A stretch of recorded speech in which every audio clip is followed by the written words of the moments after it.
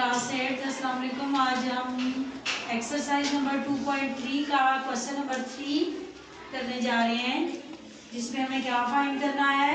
Find the first 4 terms. पहले हमें terms given थी, हमने उसमें ज्योमेट्रिक सीक्वेंस फाइंड करना था या फिर हमने जनरल टर्म फाइंड करनी है। लेकिन आज क्या है कि फाइंड द फर्स्ट 4 टर्म्स। हमने टर्म्स फाइंड करनी है ज्योमेट्रिक सीक्वेंस की, where the general term is given. यहाँ जो जनरल टर्म है वो गिवन है और फर्स्ट 4 टर्म्स हमने फाइंड करनी है। फर्स्ट 4 टर्म्स फाइंड करने के लिए देखिए हमें गिवन दैट क्या है, A N is equal to 3.2 with exponent n minus 1। ये हमें गिवन है और इसकी हेल्प से हमने 4 टर्म्स फाइंड करनी है। मीन्स के A1, A2, A3 और A4 फाइंड करना है हमें। तो सबसे पहले हम A1 फाइंड करेंगे और उसमें पुट करेंगे n की वैल्यू 1 यानी फर्स्ट टर्म के लिए। फिर जब सेकंड करेंगे तो पुट करेंगे n की वैल्यू 2। इसी तरह पुट करेंगे n की वैल्यू 3 और फिर n की वैल्यू 4। तो हमारे पास फर्स्ट, सेकंड, थर्ड और फोर्थ टर्म फाइंड हो जाएगी।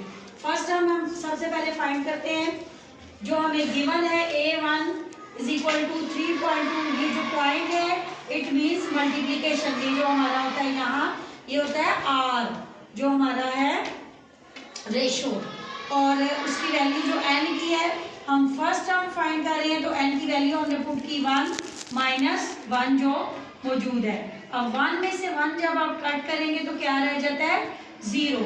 किसी भी वैल्यू का, किसी भी नंबर का एक्सपोनेंट या वेरिएबल दोनों में से किसी की भी पावर अगर 0 होती है तो वो किसके इक्वल होती है 1 की, यानी वो 1 के इक्वल हो जाता है।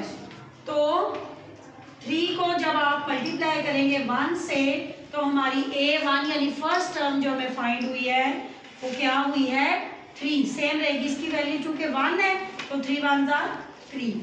इसी तरह आपने पुट करना है n2 यानी सेकंड टर्म फाइंड करनी है। तो n की जगह हम अपना 2 पुट करेंगे और माइनस 1 जो ऑलरेडी चल रहा है, और 3.2 ऑलरेडी हमें गिवन है। यहाँ भी पॉइंट मीन्स मल्टीप्लीकेशन। अब 2 माइनस 1, 2 में से 1 कट किया तो क्या रह गया 1, यानी 2 1 2 ही रहेगा।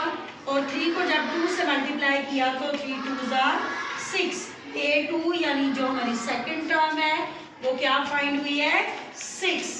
इसी तरह हम पुट करेंगे n3। अब हमारी ये है थर्ड टर्म। n3 जब आप पुट करेंगे तो उसी तरह A3 फाइंड करना है। 3.2 ऑलरेडी हमें गिवन है और 3 माइनस 1 यानी n माइनस 1 था तो यहाँ थर्ड टर्म है तो n की जगह हमने क्या पुट कर दिया 3 में से 1 माइनस किया तो उसकी पावर क्या हो गई 2। मीन्स के 2 टाइम्स, तो 2 टाइम्स क्या होता है 4 और 3 को जब उससे मल्टीप्लाई करेंगे तो हमारे पास जो थर्ड टर्म फाइंड हो जाएगी दैट इज 12। इसी तरह फोर्थ टर्म जब फाइंड करनी है तो आप क्या करेंगे, आप put n is equal to 4। जैसे n1 n2 n3, अब n4 है, यानी कि हमारी फोर्थ एंड लास्ट टर्म जो हम फाइंड करने जा रहे हैं। 3.2 ऑलरेडी गिवन है, n की जगह आपने 4 की वैल्यू पुट की, उसकी n की वैल्यू पुट की 4 और माइनस 1। 4 में से जब 1 माइनस करेंगे तो क्या बच जाएगा 3, यानी कि 2 को 3 टाइम्स।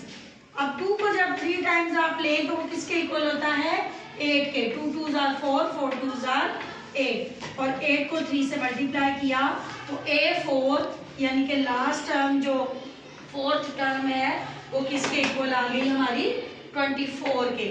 नेक्स्ट जो आपके पार्ट्स हैं वो भी सेम ऐसे ही हैं। जितनी टर्म्स वो आपको कहेंगे फाइंड करने के लिए उतनी A3 A4 A5 मीन्स के उतने A की जो वैल्यूज हैं वो बढ़ती चली जाएंगी और वो सेम को